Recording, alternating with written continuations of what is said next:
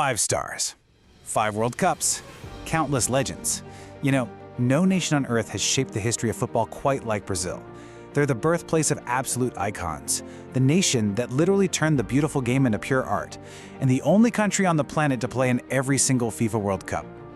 In this explainer, we're going to unpack the deeply emotional, incredibly cinematic history of the Brazilian national team. But to truly grasp the monumental weight of those 5 world titles, we first have to understand their deepest, most agonizing heartbreak. So how exactly did one nation become the undisputed kings of the sport? And what devastating price did they pay for that crown? Let's dive into this incredible journey together. Because this isn't just a story about statistics or trophies, right? It's about a country with a massive, complex identity that found its absolute soul on the football pitch. The sport became this unifying force, but with that extreme passion came impossibly high stakes. To see where it all comes from, we have to start with the event that scarred a nation forever. Chapter 1. The Tragedy of 1950, widely known as the Maracanazo. To set the scene, the year is 1950. The World Cup has finally returned after a 12-year pause, and Brazil is hosting. To guarantee what they felt was an inevitable coronation, they built the colossal Maracanã Stadium in just 2 years. Now, look at this number, 173,850. That is the official attendance of the final match against Uruguay. Just think about that for a second. Over 170,000 people packed into one stadium. It remains, to this day, the largest crowd in the history of football. Everyone was ready to celebrate. All Brazil needed was a draw, and they even scored first. But then, the absolute unthinkable happened. Underdog Uruguay shocked the entire world, scoring 2 goals to win 2-1.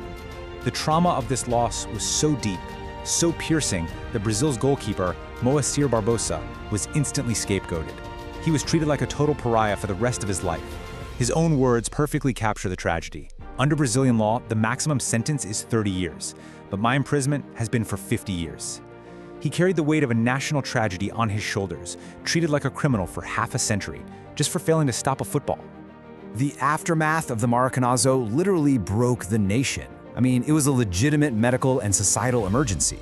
Doctors at the stadium had to treat 196 people for heart attacks that very day, and tragic suicides were reported all over the country.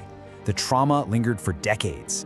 In 1980, Barbosa actually managed to get his hands on the wooden goalposts from that exact match and burn them, just trying to cleanse the bad luck. It was so intense that the national team permanently abandoned their traditional all-white kits. That's actually how the iconic yellow shirts and blue shorts we know today were born. They literally had to change their identity to escape the ghosts of 1950.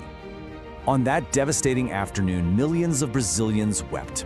And among them was a man whose 9-year-old son saw his father's tears, walked right up to him, and made a ridiculously bold promise. "Don't cry, Dad," the little boy said. "I'll win the World Cup for you."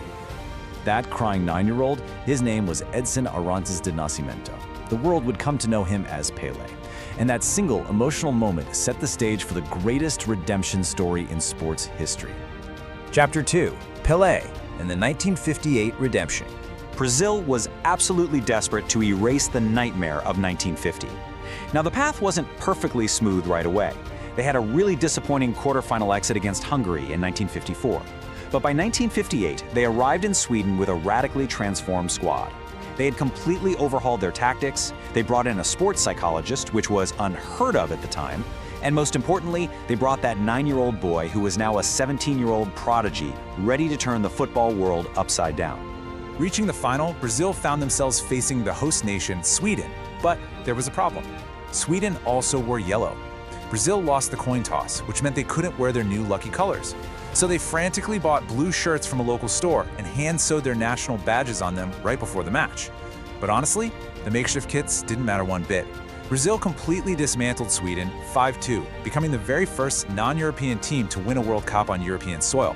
And Pelé, he scored twice, brilliantly fulfilling that promise he'd made to his father 8 years earlier. It's hard to overstate just how unstoppable Pelé was during this tournament. As a 17-year-old kid, I mean, think about what you were doing at 17. He set these massive records that remain entirely unbroken to this day. The youngest World Cup winner, the youngest goal scorer, the youngest player to score a hat-trick. He went from a kid shining shoes to the most famous athlete on the planet, practically overnight. Chapter 3. Unmatched World Cup dominance. That 1958 victory wasn't just a win, It was a massive psychological breakthrough. It kicked off a golden era and established a statistical dominance that no other country has ever come close to matching. Just look at this win ratio. Across their entire World Cup history, out of 109 matches played, Brazil has secured 73 victories, with only 18 draws and 18 losses. They're sitting on a staggering goal difference of positive 124. By a remarkably wide margin, they are the most successful team in the tournament's history. And this dominance, it's built on a truly incredible attacking legacy. Generations of superstars have put on that yellow shirt to terrorize defenders.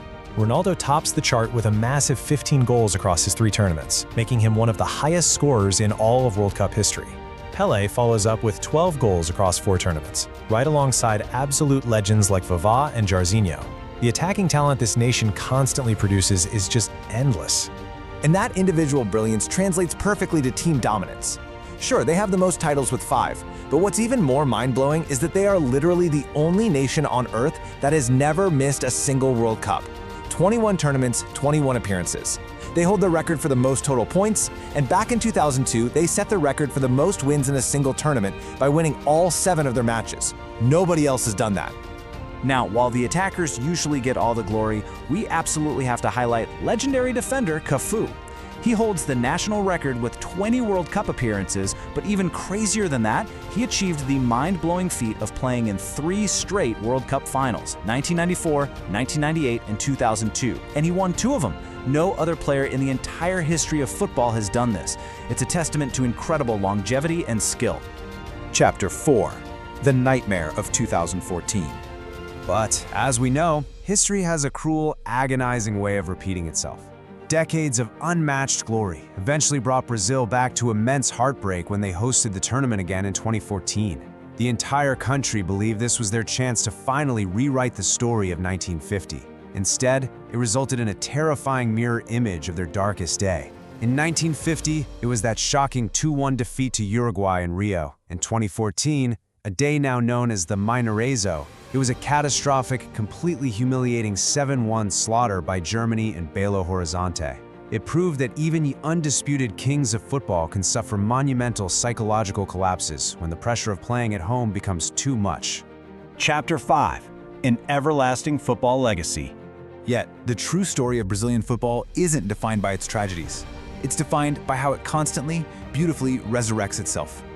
Despite the heavy shadows of 1950 and 2014, their overall legacy is absolutely peerless. Look at the geographic spread of their 5 stars: Sweden, Chile, Mexico, the United States, South Korea, and Japan. They're the only team to win the World Cup outside their home continent multiple times. It proves that their unique, rhythmic, joyful style of play, that famous Brazilian magic, translates anywhere on the globe under any conditions. Which brings us to the future. As new generations lace up their boots and pull on that legendary yellow and green shirt, they carry a massive dual burden. On one side, the paralyzing pressure of those past tragedies. On the other, the sky-high expectations of a 5-star legacy. It leaves us wondering, as Brazil hunts for that elusive 6th star, will the ghosts of the past hold them back?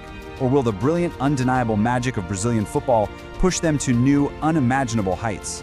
Thank you so much for joining me for this explainer. Keep your eyes on the beautiful game, and I'll catch you next time.